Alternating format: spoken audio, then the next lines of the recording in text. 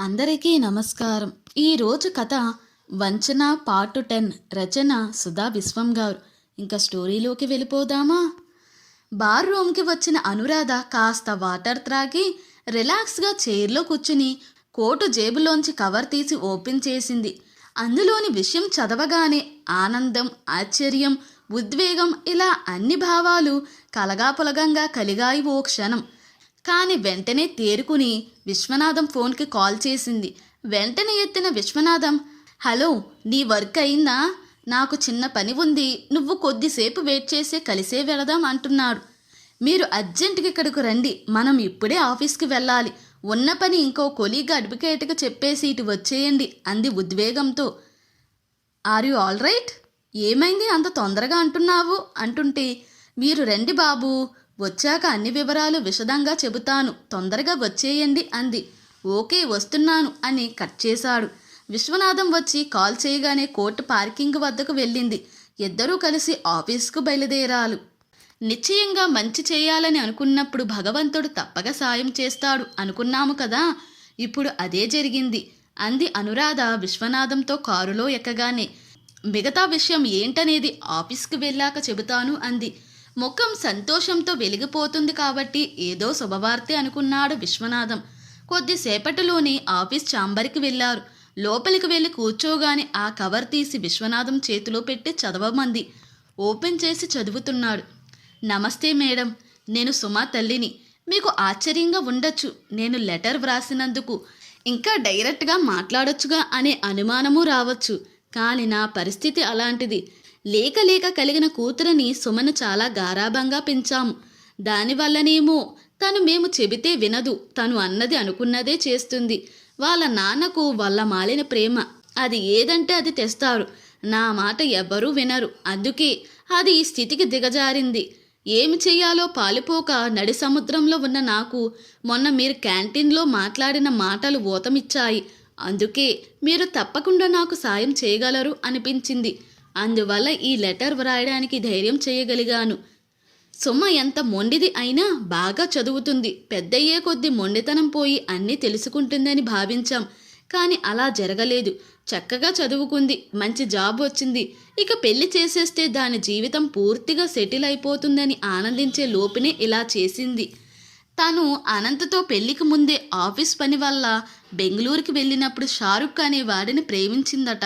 ఈ పెళ్లి క్యాన్సిల్ చేయమని పెళ్లి ముహూర్తం అంతా పెట్టుకున్నాక చెప్పింది. ఏమి చెయ్యాలో తోచలేదు. ముందు చెప్పడానికి తనకు అప్పటికి ఇంకా క్లారిటీ రాలేదు, అందుకే చెప్పలేదు అంది. ఆ మరునాడు వీళ్ళ నాన్న అయితే, పెళ్లి చేసుకో, నచ్చకపోతే అప్పుడే విడాకులు తీసుకోవచ్చు, నువ్వు ప్రేమించిన వాడు కూడా పెళ్ళైన వాడే కదా అన్నారు. ఆ మరునాడే వాడేం చెప్పాడో సరేనని పెళ్లి చేసుకుంది. వాళ్ళు మంచివాళ్ళు, అదే సర్దుకుంటుంది అనుకున్నాను. కానీ ఇలా ఇంటికి వచ్చి విడాకులు కోరుతూ కేసు వేయాల్సిందే. అతడు సంసారానికి పనికిరాడు అని ఏడిస్తే నిజమనుకున్నాం. కానీ అనుకోకుండా దాని మెయిల్స్ చదివాను. అప్పుడు తెలిసింది. ఒక్కసారే నా తల తిరిగిపోయింది. వాడు చెప్పింది ఇది చేస్తుందని అర్థమైంది. వీడెవడో నా కూతురిని ఏం చేస్తాడో అని ఆందోళన పెరిగింది నాలో. వెంటనే విడాకులు రాకపోవడం మంచిదయ్యింది అనుకున్నాను. లేదంటే ఎప్పుడో ఇంట్లోంచి వెళ్ళిపోయేది అనిపించింది. తను పాస్వర్డ్ ఒక చిన్న బుక్లో రాసి టేబుల్ డ్రాలో పెడితే చూసి అది మీకు పెడుతున్నాను.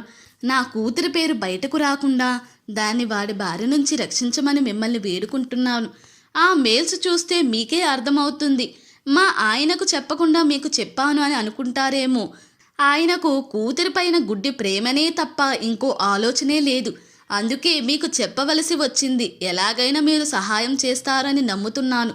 నన్ను మీ అమ్మలాంటి దానిగా భావించి ఈ సహాయం చెయ్యమ్మా.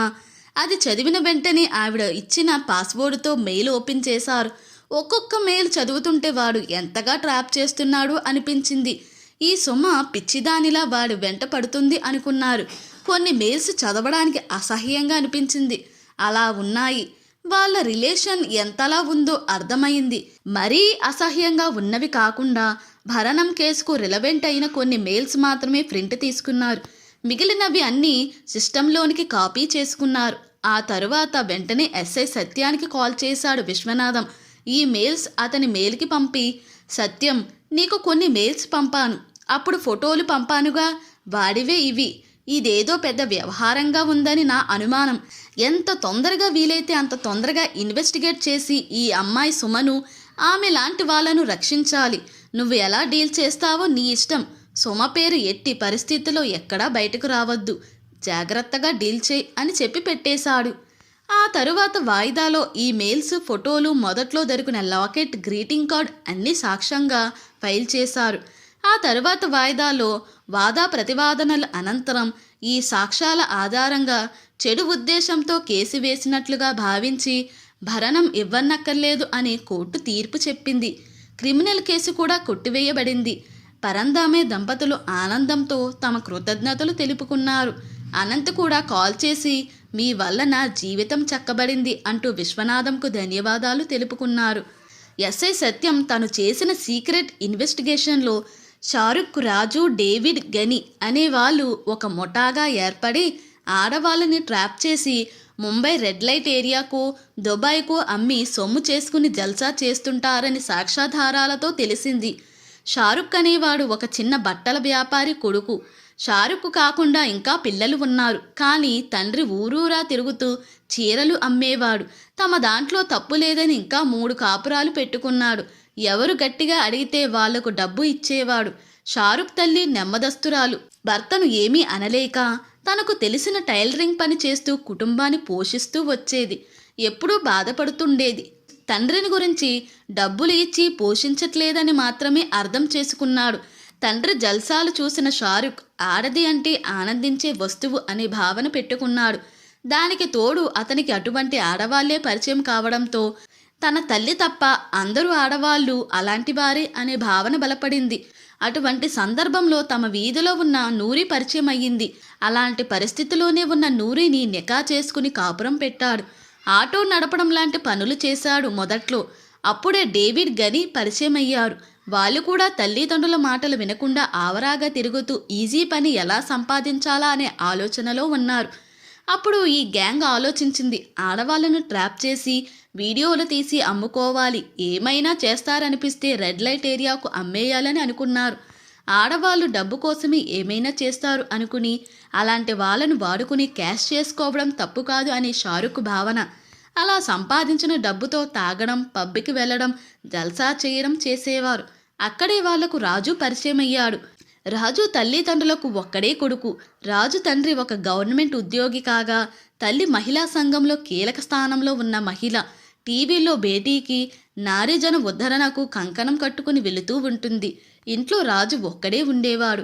రాజు నానమ్మ, తాతయ్యలను చిన్నప్పుడు చూశాడు. తర్వాత ఎటు వెళ్లారో అర్థం కాలేదు రాజుకు.